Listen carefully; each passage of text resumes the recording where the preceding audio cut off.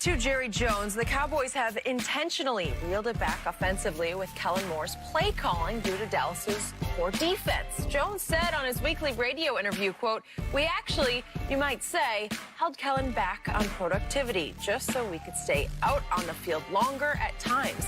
That's been, again, to help the defense out. So it's all about the defense here, apparently. Shannon, does he have a point? Hell no. Jerry Jones sounds ridiculous. So, Skip, you'd rather lose games than have your offense put the ball in the end zone. Because that's the way you protect the defense. Let me tell you how you protect the defense, Skip, that can't stop the run. Score points when you have the ball and put them in a situation where it neutralizes the run because they're so far behind that they have to throw the ball. And now your rushers, Randy Gregory, who just got back, I think about 4 weeks ago, Skip. Randy Gregory, D-Law, Alden Smith, Crawford. Those guys don't have to worry about playing the run. But let me tell you what happens when you fall behind by 19, by 17, by 15 points.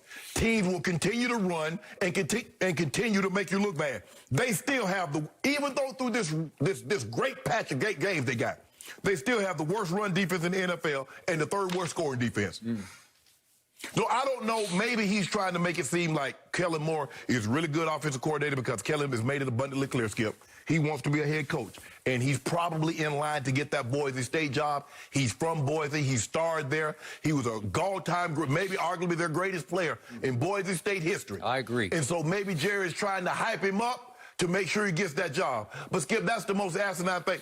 Nobody holds back when it comes to situations like this. Skip, when I was in Baltimore, we were doing everything we could possibly do to score. But Ray and them would tell us, Shay, give us 10 early and don't turn it over. We'll do the rest. He said, I don't care if you go 3 and I help punt on second down. If y'all don't turn it over and you give us 10 early, Shay, they can't beat us. Skip, just score. Some teams, if you look at some teams, Skip, the way they're built, Indy was built. Teams could run the ball on them when they had Peyton. But what was Peyton's job? Get the lead so they can neutralize the run. Now you let Freeney. Now you let Robert Mathis. Now you let them go head hunting. Yep. Well, Skip, if you down by 15 points, you down by 14, how the hell you take the run out of the equation? So if that's the case, why the hell y'all keep going for it on fourth down then, Jerry?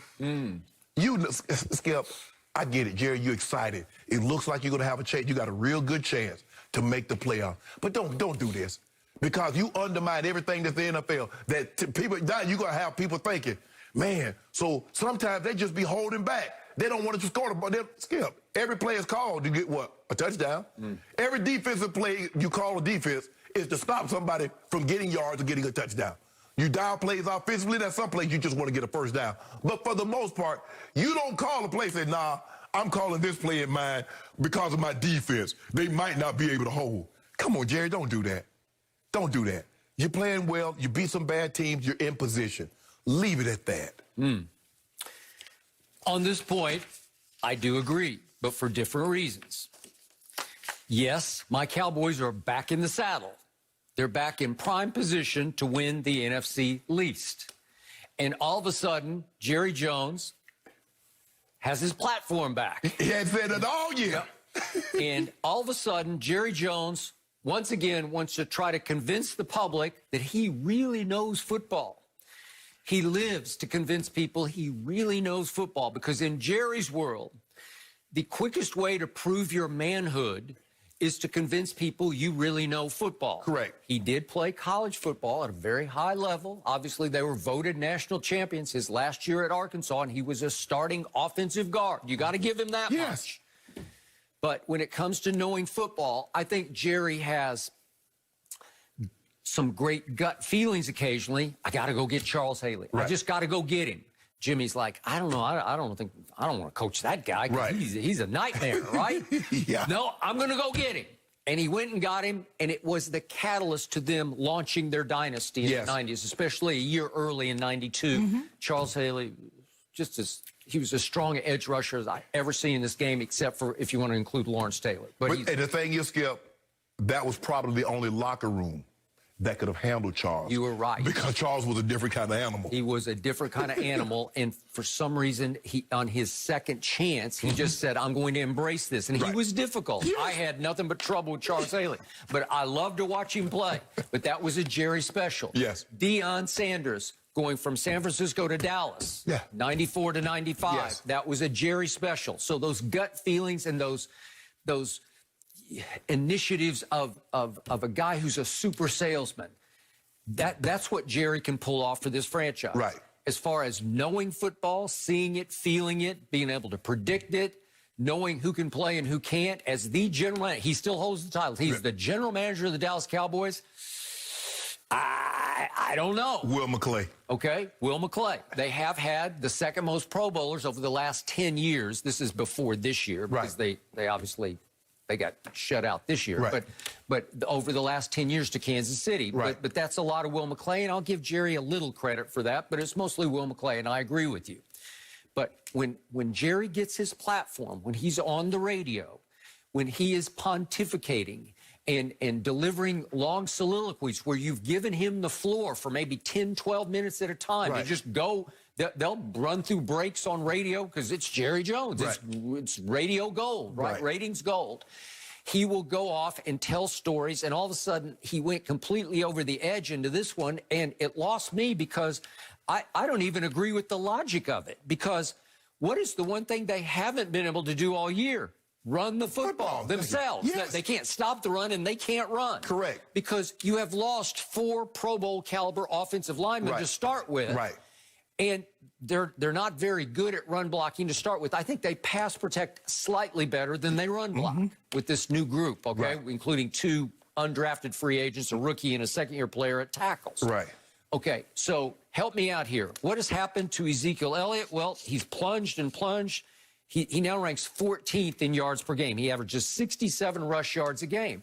Well, he's not the same anymore. Right. So if you told me that you had the old bell cow back who was Ezekiel Elliott, right. if you had the driving force that he was, as you well know, in 2016 and 2017, right. maybe part in 2018. Yeah, I'm good. I get your logic. Right. But there's a little Tony Pollard and a little bit of Zeke, and it all adds up to your 17th in rushing. So you're below average in rushing, right? If the owner of if Amy Adams Skunk, I think that's the last name. Yep. If she were to come out and say, what we try to do is that we got Derrick Henry, we pound him. Yeah. And so because we know our defense, we can't generate pass rush, and so we pound, we control the clock. Okay, we pay it off with touchdown. Skip, they don't have no Derrick Henry. They don't have Dalvin Cook.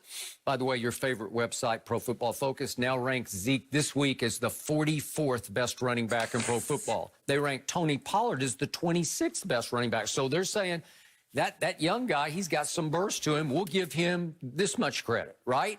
Okay, so my point to you is it's not the same old Zeke anymore. So the whole premise. And you're not the same old running team anymore. Okay, so the premise of let's pound the ball to try to keep the defense on the sideline, to keep them out of harm's way, it doesn't make any sense because in time of possession for the year, they rank 29th in the league. Yes. Only Houston and the Jets and Jacksonville are worse in time of possession than Dallas. And those are your top 3 draft picks. Okay. That's who get the first 3 picks. Okay, thank you.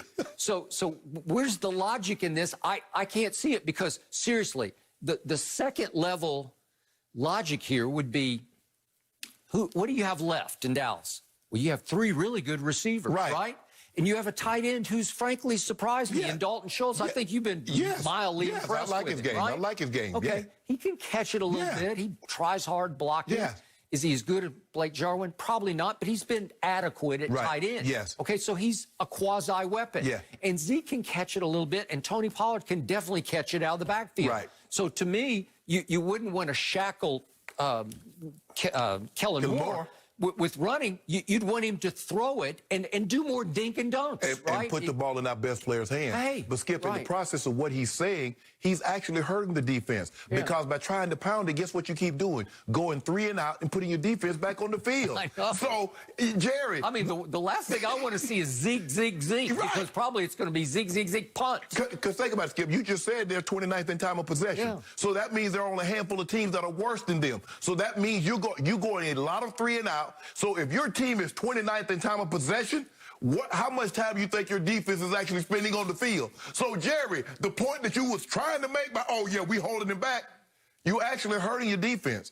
by holding them back because you're keeping them on the field longer and getting them exposed even more. Okay, so help me out here. Since 1993, when Jerry Jones had the audacity to fire Jimmy Johnson after winning back-to-back Super Bowls, has anyone in sports taken more criticism than Jerry Jones over that span of time? No, probably not. No. Seriously? No. Okay, so he's got thick skin, but he's sensitive to this. He gets it. Yes. So he's fighting back, trying to convince you, because he has a little insecurity about this. He's trying to convince you he really knows ball. Right. You know, he can talk ball at the deepest level. And I'm like, Jerry, I don't know if this makes any sense. Skip, it's like the executive, where the unders do the work.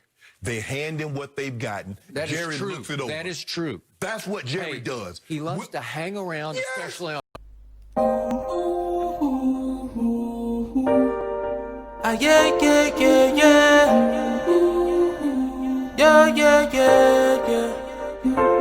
I'm a star, shining brightest in the darkest times. I'm a star.